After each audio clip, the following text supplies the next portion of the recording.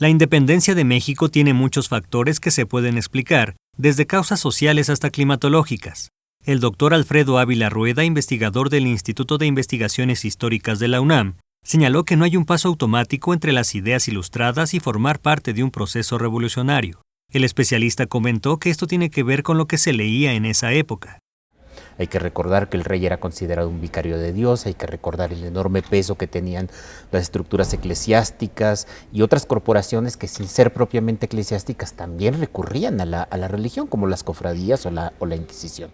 El doctor Ávila citó como ejemplo a Miguel Hidalgo y Costilla, de quien dijo fue un criollo muy ilustrado. Voy a referirme más a Hidalgo. José María Morelos, por ejemplo, leyó lo que le pusieron a leer en el seminario. O sea, no era un hombre tan dado a las lecturas como Miguel Hidalgo, lo cual no habla mal de Morelos. Al revés, yo creo que Morelos era mucho más práctico que Hidalgo en muchas cosas.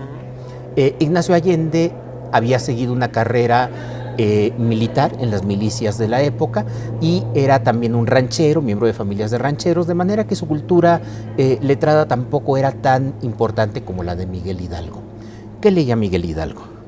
Hidalgo leía sobre todo teólogos, muchos teólogos. Otros autores importantes de esa época que mencionó fueron Francisco Javier Clavijero, Fray Servando Teresa de Mier, José Antonio Alzate y Alberto Lista, por citar algunos.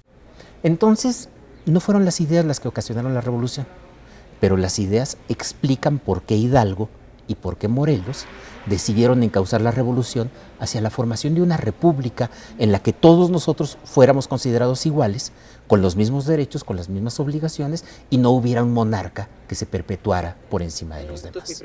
El investigador pidió ver a los personajes de la independencia como mexicanos y mexicanas, que leyeron todo tipo de lecturas sin distinción, desde catecismos, vidas de santos hasta Rousseau y Voltaire, y tomaron lo que consideraron mejor para este país.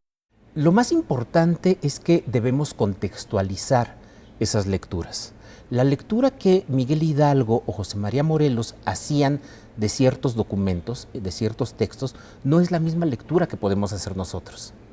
Y no es la misma lectura por una razón muy simple. Nosotros ya sabemos en qué terminó la película. Claro. Es decir, nosotros ya sabemos hacia dónde fue todo aquello. Ellos no. Entonces, ellos estaban haciendo lecturas de textos que hoy consideramos importantes, pero también de textos que hoy nos hemos olvidado de ellos. Y ellos, y Morelos, Hidalgo y los demás hombres de la época y mujeres de la época, no hay que olvidar a Leona Vicario, los leían a todos por igual. Con información de Manuel Bello e imágenes de Raúl Monroy, Notimex.